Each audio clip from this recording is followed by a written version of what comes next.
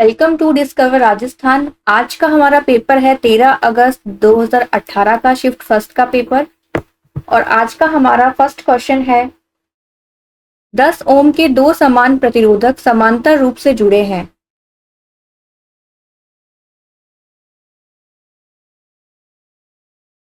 तो ये हो गए दो समांतर रूप से जुड़े हुए प्रतिरोध। R1 इसमें लिया है वैल्यू 10 ओम। 10 ओम ये हो गया हमारे पास R1 और ये R2। फिर नेक्स्ट हमें दिया है यह संयोजन 10 ओम के तीसरे प्रतिरोधक से जोड़ा जाता है। अब इसमें हम जोड़ेंगे 10 ओम का तीसरा प्रतिरोध R3। अब हमें इसकी टोटल वैल्यू निकालनी है। संयोजन का समकक्ष प्रतिरोध के बराबर होगा।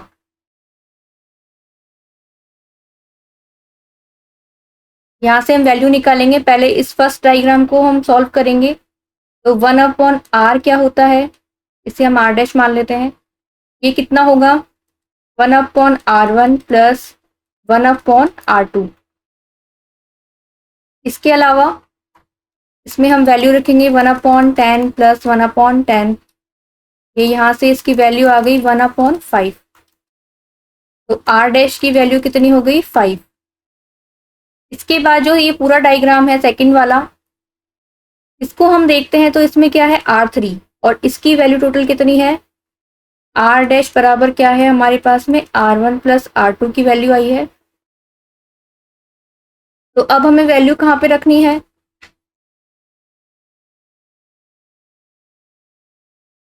R3 प्लस R डैश में। ये हमें निकालना है समकक्ष प्रतिरोध R डबल डैश, हमने इसको मान लिया। तो ये कितना आ गया R डैश प्लस R3 और R डैश की वैल्यू कितनी है 5 प्लस R3 की वैल्यू है 10। तो यहाँ से टोटल कितना आ गया 15 ओम, यानी कि option number C. Next question है किसके अनुरूप वस्तु की गतिज ऊर्जा में वृद्धि होगी। गतिज ऊर्जा में वृद्धि तो स्पीड के अनुरूप होती है, गति के अनुरूप। इसका फॉर्मूला होता है काइनेटिक एनर्जी का ½ mv²।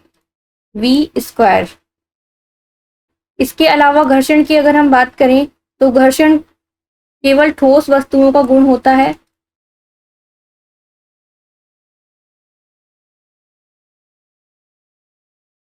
इसके अलावा इसके यूज हैं जैसे कि ब्रेक, चलना, लिखना, दौड़ना। फिर आता है घर्षण को कम करने के लिए हम किनका यूज करते हैं। कम करने के लिए हम यूज करते हैं स्नेहक का। इसके अलावा बॉल बियरिंग, पाउडर, साबुन। और इसमें क्वेश्चन बनता है घर्षण में कि घर्षण को बढ़ाने के लिए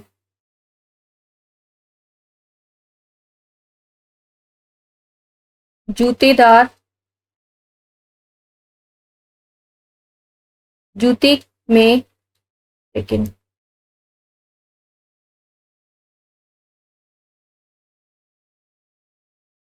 जूते में खांचेदार तली क्यों लगाई जाती है।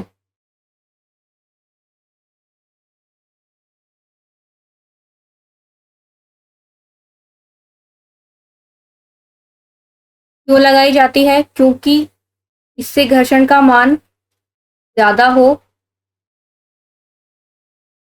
इसलिए। ठीक है, नेक्स्ट क्वेश्चन है निम्न में से कौन सी एक सतही घटना है। सतही घटना होती है वाष्पीकरण। इसके अलावा फ्रीजिंग होता है जमना, यानी कि द्रव का ठोस में चेंज होना। और इसमें निकलने वाली ऊष्मा कहलाती है गुप्त ऊष्मा। नेक्स्ट है पिघलना। पिघलना होता है ठोस का द्रव में बदलना।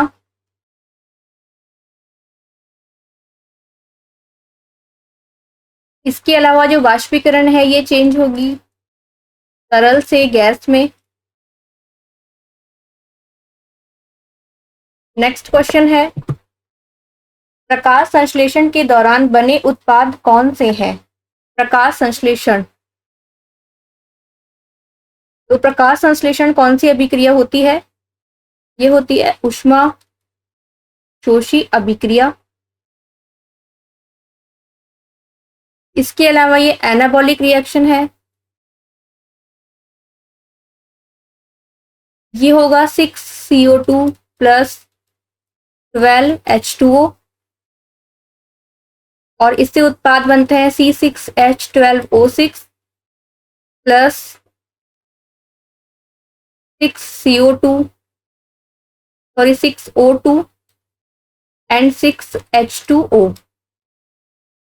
अब इसको अगर हम ढंग से देखें इस रिएक्शन को, तो इसमें क्या हो रहा है, 6CO2 से क्या बन रहा है, C6H12O6। तो इसका क्या हो रहा है, CO2 का अपचयन,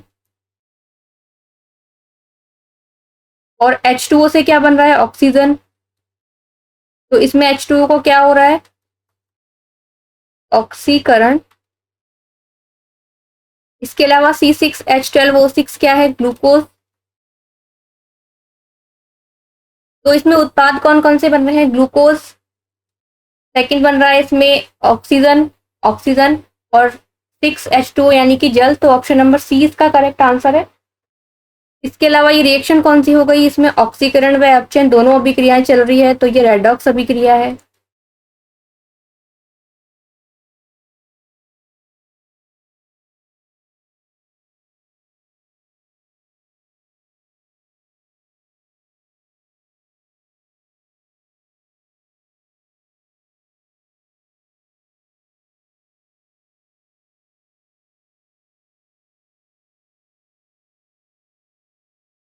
रेडॉक्स अभिक्रिया। और इसकी खोज किसने की थी, प्रकाश संश्लेषण की, ये की थी स्टीवन हेल्स ने।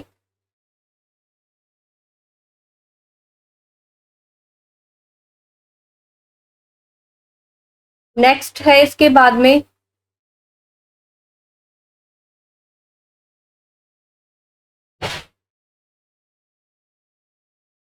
इसके अलावा इसमें क्या हो रहा है, प्रकाश ऊर्जा, इसमें चेंज हो रही है रासायनिक ऊर्जा में। और इसमें से एक क्वेश्चन और पूछा जाता है कि प्रकाश संश्लेषण से प्राप्त जो ऑक्सीजन है वो किससे प्राप्त हो रही है। तो इस अगर हम इसे देखें अभिक्रिया को, तो ये ऑक्सीजन किससे प्राप्त होगी, H2O से। तो प्राप्त ऑक्सीजन किससे प्राप्त हो रही है, जल से।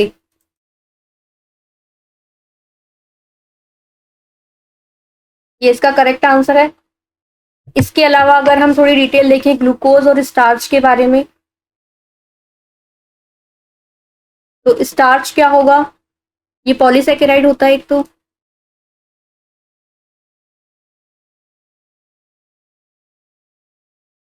इसके अलावा ये संग्रहित होता है पादपों में।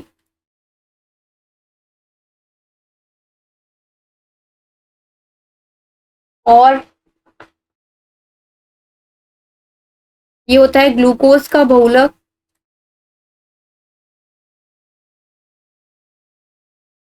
और जो ग्लूकोज है इसे हम क्या कहेंगे, ये होती है मोनोसेकेराइड।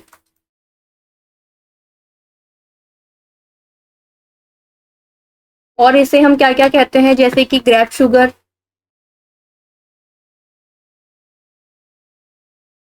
इसके अलावा ब्लड शुगर। और बॉडी में जो मैक्सिमम शर्करा पाई जाती है वो भी ग्लूकोज पाई जाती है।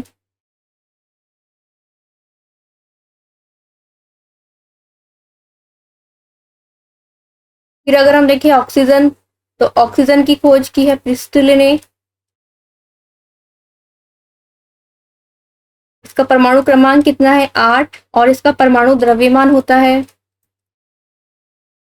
15.999 AMU या 16 के समथिंग हम इसको मान लेते हैं।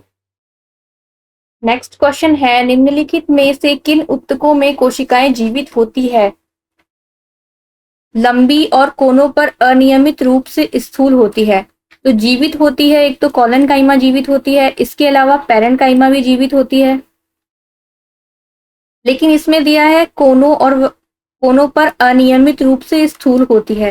तो इसका करेक्ट आंसर क्या आ जाएगा? कॉलेनकाइमा। इसका नाम ही क्या है? स्थूल कोणोत्तक।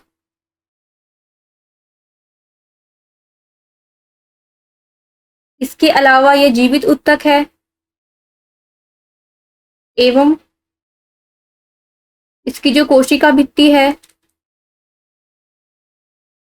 वो बनी होती है पैक्टीन पैक्टीन की या सेलुलोज की। इसके अलावा ये क्या करता है? तनों में जो लचीलापन होता है वो इसी के कारण होता है। लचीलापन, जैसे कि इसका एग्जाम्पल है सूरजमुखी का तना।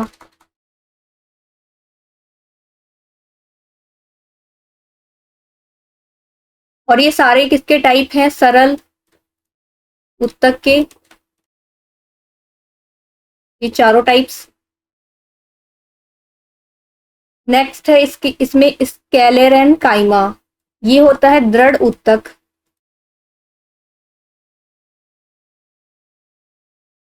दृढ़ उत्तक है और इसमें मृत सेल्स होती हैं, मृत कोशिकाएं।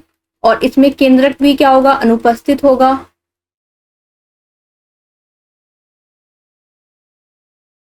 इसके अलावा इसकी कोशिका भित्ति बनी होती है। अब ये मृत उत्तक है और ये मृत सेल है और दृढ़ उत्तक है, तो इसकी कोशिका भित्ति बनी होती है लिग्नीन की। इसके अलावा इसकी जो कोशिका भित्ति है वो होती है अपारगम्य। और इसके एग्जाम्पल क्या है? जैसे कि नारियल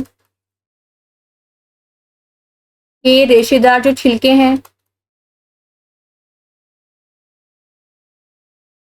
इसके अलावा फलों और बीजों का कठोर आवरण।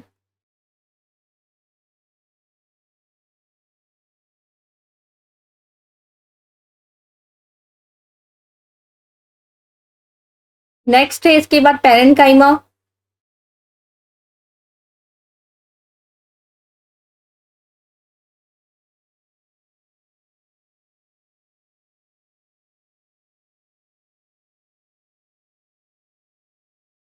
अब पैरेन्काइमा भी होती है जीवित सेल। इसके अलावा इसकी कोशिका भित्ति बनी होगी सेलुलोज की।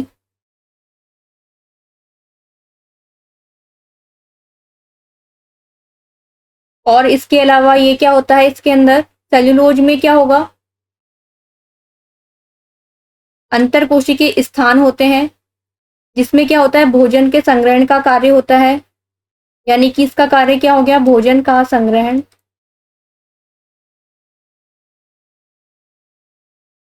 और इसमें केंद्रक होता है उपस्थित।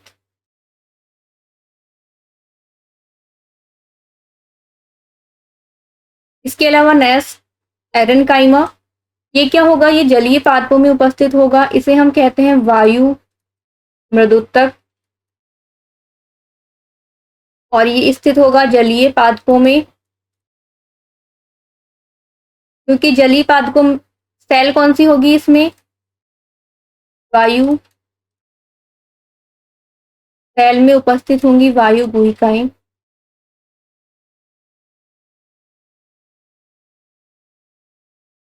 नेक्स्ट क्वेश्चन है, क्रॉस परागण के लिए निम्नलिखित में से कौन सा परागण के कारक नहीं है?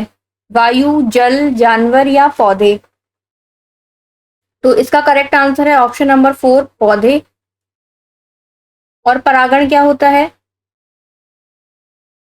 ये एक तरीके से पौधों में निषेचन होता है।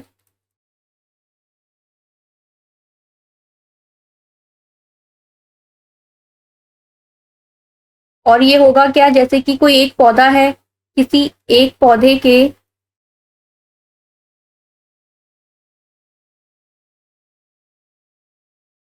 पौधे में पुष्प के जो पुंकेसर हैं,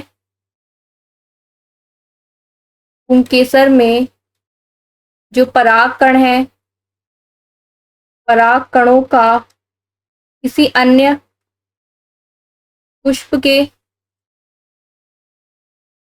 वर्तिकाग्र तक पहुंचना, अन्य या सेम के वर्तिकाग्र तक पहुंचना, ये होता है परागण। नेक्स्ट क्वेश्चन है, यदि किसी सुधारात्मक लेंस की शक्ति +2.0 डायोप्टर है तो यह क्या होगा? तो यह होगा उत्तल लेंस, क्योंकि पॉजिटिव में है। अगर नेगेटिव होता तो ये होता अवतल लेंस। इसके अलावा लेंस की शक्ति क्या होती है? लेंस की शक्ति होगी D बराबर 1/f, और यहां पर D है डायोप्टर।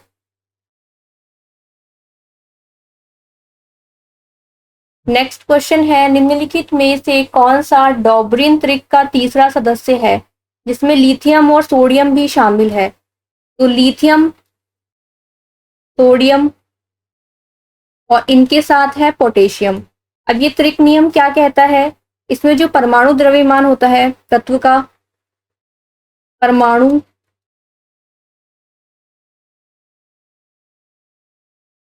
जब हम परमाणु द्रव्यमान के आधार पर आरोही क्रम में व्यवस्थित करते हैं परमाणुओं को, आरोही क्रम में रखने पर जो रखे हुए 3 एलिमेंट्स हैं, रखे हुए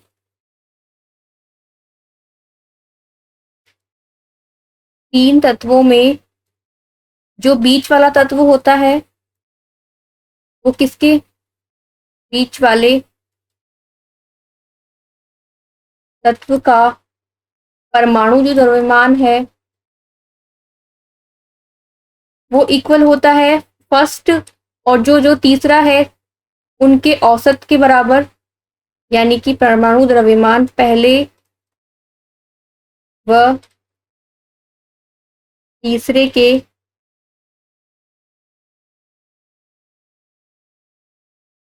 परमाणु द्रव्यमान के औसत के बराबर है।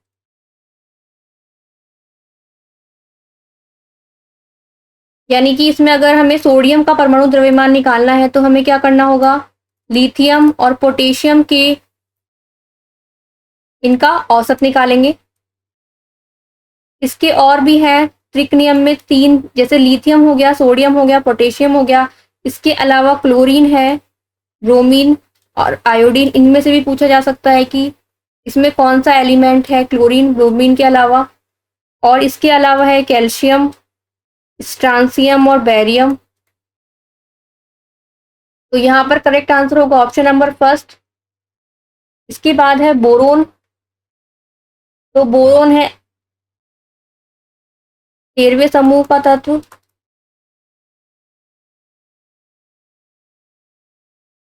और यह पौधों में सूक्ष्म पोषक तत्व भी होता है।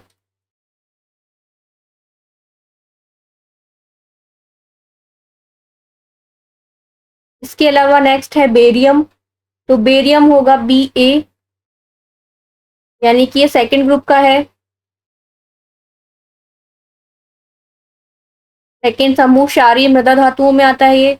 नेक्स्ट है हाइड्रोजन, हाइड्रोजन आएगा फर्स्ट में क्षारीय धातुओं में। नेक्स्ट क्वेश्चन है,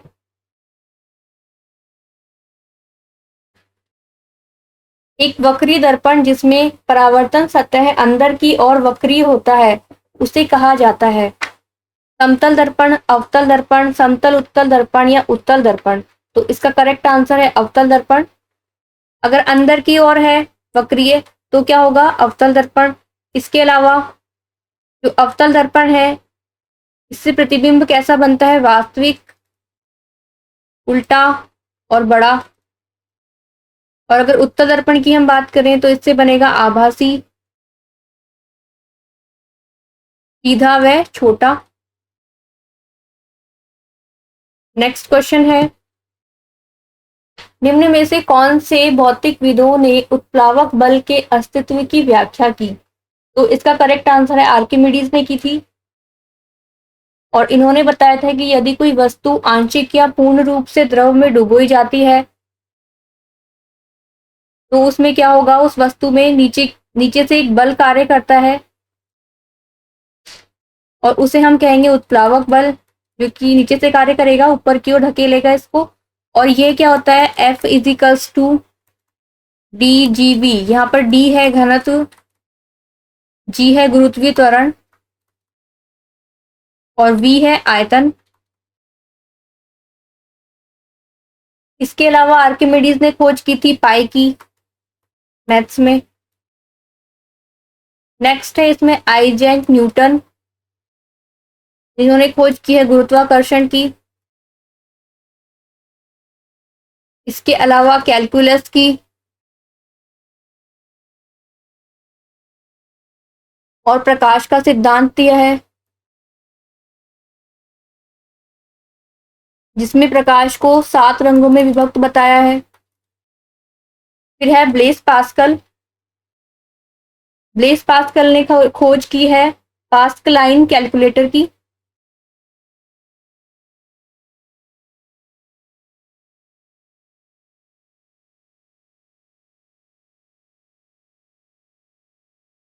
इसके अलावा वायुदाब की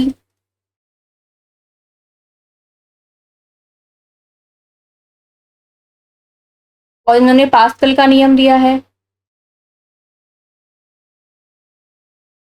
जो कि द्रव यांत्रिकी में यूज आता है।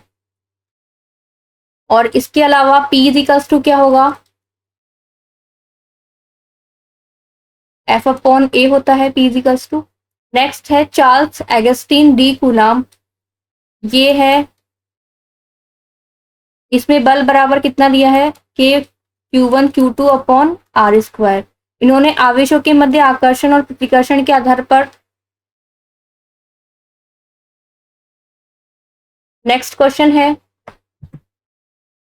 अपच का इलाज करने के लिए निम्नलिखित में से किस प्रकार की दवा का प्रयोग किया जाता है। अपच का इलाज करने के लिए किया जाता है एंटासिड्स का, जो कि अपच, अम्लता आदि का इलाज करने के लिए किया जाएगा। इसके अलावा एंटासिड्स कौन कौन से होंगे, aluminium hydroxide, magnesium hydroxide, MgOH2। Antihistamine क्या होगा, ये काम आता है एलर्जी के टाइम पे, एलर्जी के समय या फिर फीवर।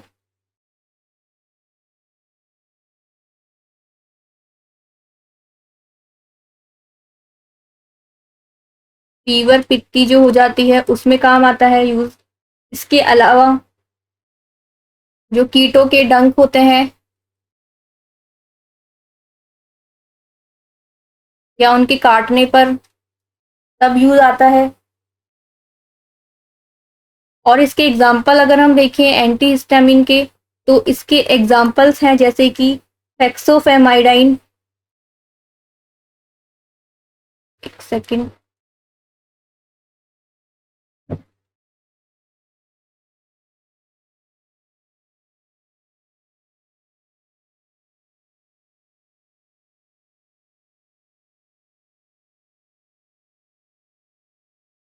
इसके अलावा नेक्स्ट है टेरिफेंडाइन।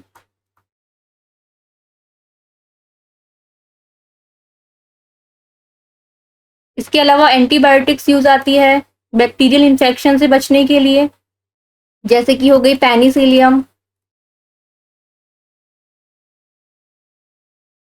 इसके अलावा हो गई एर्टापेनम।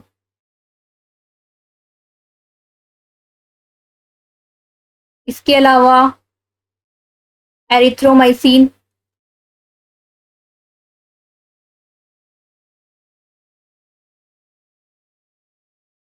नेक्स्ट है सल्फा दवा। इसके एग्जाम्पल है जैसे कि सल्फापाइरीन और सल्फा दवा का यूज भी हम करते हैं संक्रमण से उपचार के लिए।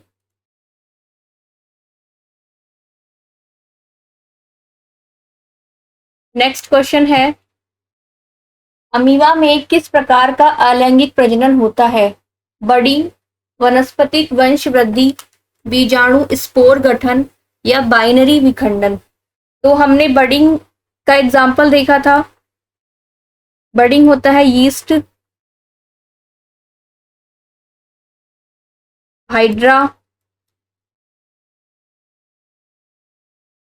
और इसके अलावा प्रवाल में। नेक्स्ट है वनस्पतिक वंशवृद्धि, बीजाणु स्पोर गठन होता है राइजोपस कवक में।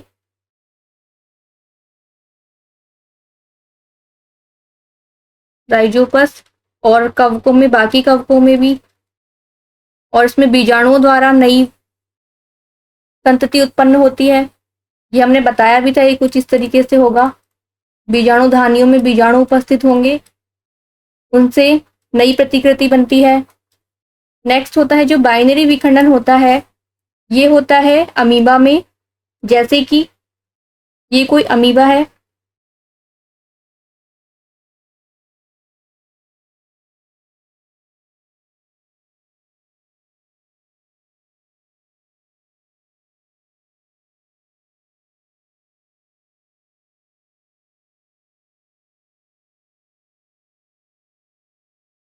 ये कुछ इस तरीके से, जैसे कि इसका स्ट्रक्चर है।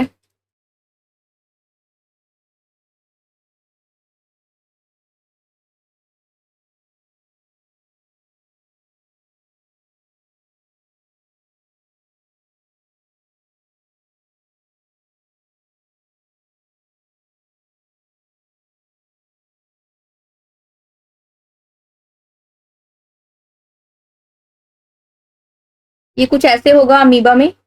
ये है अमीबा, और ये जो फर्स्ट है ये है पेरेंट सेल। इसके अलावा इसमें क्या है और बाकी खाद्य रिक्तियां हैं। ये न्यूक्लियस है, तो ये आगे जाके क्या होगा, संकीर्णित होगा और ये आगे जाके दो अलग न्यूक्लियस में विखंडित हो जाएगा। तो इससे क्या बन रहा है, ये इसे हम कहते हैं बाइनरी विखंडन।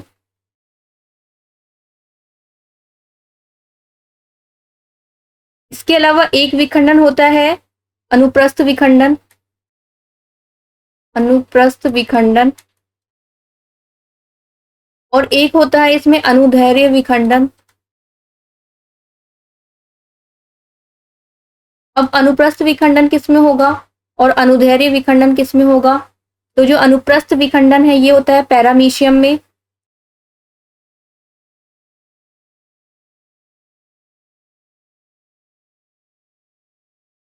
पैरामीशियम।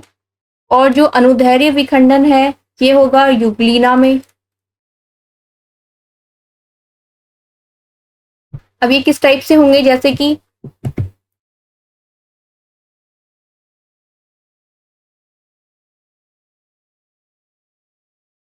अनुप्रस्थ विखंडन और था अनुदैर्ध्य विखंडन। अब जैसे कि अनुप्रस्थ विखंडन होता है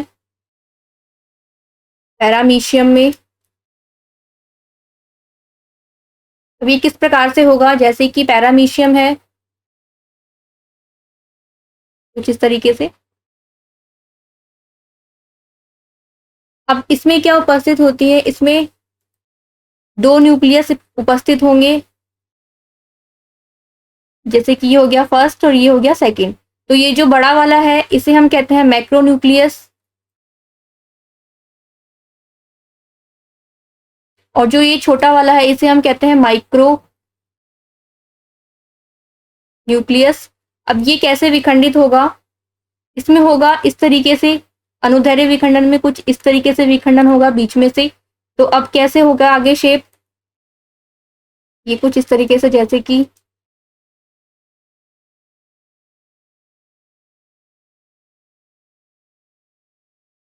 ये हो गई इसकी आउटर लेयर।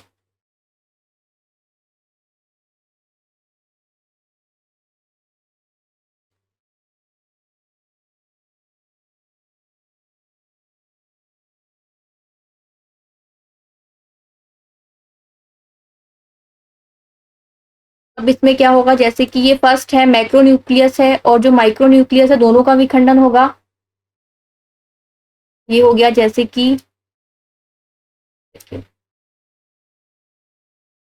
ये रेड कलर से है माइक्रोन्यूक्लियस।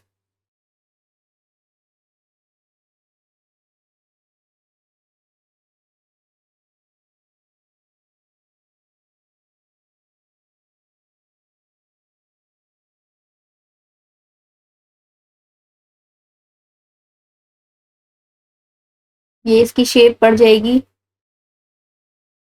तो ये विखंडित हो गया नेक्स्ट स्टेप में, दोनों अलग अलग। और ये फाइनल पुत्री कोशिका में बिल्कुल अलग विखंडित हो गए। इसे हम कहेंगे अनुप्रस्थ विखंडन। ये है इसमें पेरेंट सेल। इसी प्रकार जो अनुदैर्ध्य विखंडन है यह होता है युग्लिना में। अब युग्लिना में कैसे होगा, जैसे कि ये कोई युग्लिना है, ठीक है। ये है पेरेंट सेल फर्स्ट वाली, इसमें हो गया केंद्रक, ठीक है। अब ये किसमें विखंडन होगा, अनुदैर्ध्य यानी कि कुछ इस तरीके से बीच में से विखंडन होगा। तो नेक्स्ट स्टेप में क्या हो जाएगा,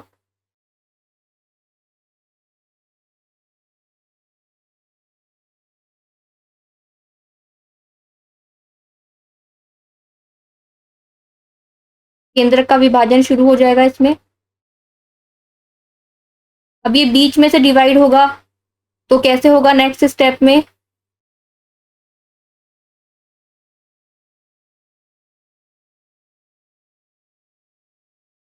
ये होगा कुछ इस तरीके से।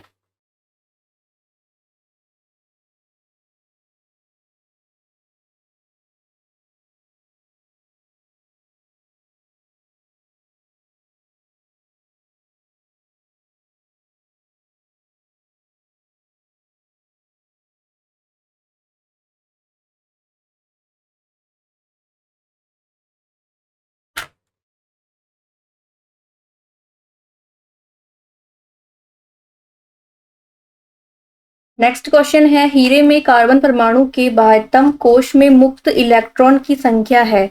तो कार्बन का अगर हम इलेक्ट्रॉनिक विन्यास देखते हैं तो इसमें इलेक्ट्रॉन उपस्थित होंगे 2 और 4। तो इसकी संयोजकता कितनी हो गई, 4। इसके अलावा हीरा जो है वह सबसे कठोरतम पदार्थ होता है।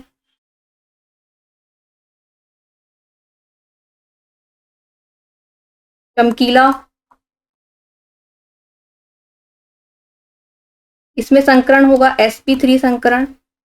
और इनका बंध कोण होता है कार्बन कार्बन के मध्य 1.54 एंगस्ट्रॉम। इसके अलावा ये लंबाई है, सॉरी। इसके अलावा इसका बंध कोण होगा 109 डिग्री 28 मिनट। और इसका माप कैरेट में, जो कि 1 कैरेट बराबर होता है 0.2 ग्राम। नेक्स्ट क्वेश्चन है, विद्युत रोधियों की प्रतिरोधकता कितनी होती है, 10⁻12 ओम मीटर से 10⁻17 ओम मीटर। ऑप्शन नंबर फर्स्ट इसका करेक्ट आंसर है। इसके अलावा अगर हम बात करें धातु प्रतिरोधकताओं की, तो धातुओं में प्रतिरोधकता होती है 10⁻⁻8 से 10⁻⁻6। नेक्स्ट क्वेश्चन है, सोडियम कार्बोनेट की हाइड्रोक्लोरिक अम्ल से अभिक्रिया में उत्पन्न गैस कौन सी होगी। तो सोडियम कार्बोनेट होगा Na2CO3। इसकी हमें अभिक्रिया करवानी है हाइड्रोक्लोरिक अम्ल से, ये होता है बेस। और HCl होगा एसिड। तो इस अभिक्रिया से हमें क्या प्राप्त होगा, 2NaCl plus H2O plus CO2। और ये होगा लवण। इसके अलावा NaCl का यूज हम कहाँ कहाँ करेंगे, ये होता है टेबल नमक, टेबल सॉल्ट। नेक्स्ट है इसमें क्लोरीन गैस, जिसकी खोज की है कार्ल शीले ने। और इसके अलावा ये आता है हेलोजेंस में, नेक्स्ट है हाइड्रोजन क्लोराइड HCl। इसके अलावा कार्बन डाइऑक्साइड। अब इसमें पूछा था कि कौन सी गैस उत्पन्न होगी, तो इसमें उत्पन्न हो रही है CO2 carbon dioxide. Option number 4 इसका करेक्ट आंसर है।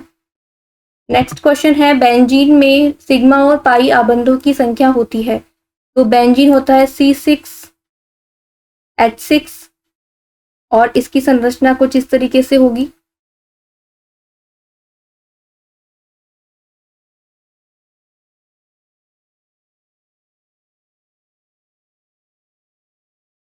अब इसमें सिग्मा बॉन्ड कितने होंगे, 1 2 3 4 5 6 7 8 9 10 11 12, तो इसमें 12 होंगे सिग्मा बॉन्ड और जो ये 3 है एक्स्ट्रा में ये होंगे पाई बॉन्ड।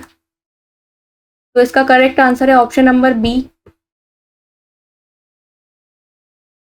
नेक्स्ट क्वेश्चन है इनमें से कौन सी नोबल गैस नहीं है, तो नोबल गैस यानी कि उत्कृष्ट गैस इसे हम कहते हैं।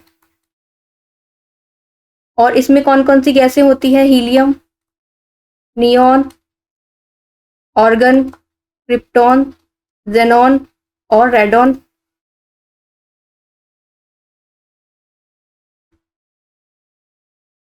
और इनकी खोज की थी विलियम रॉमसे ने।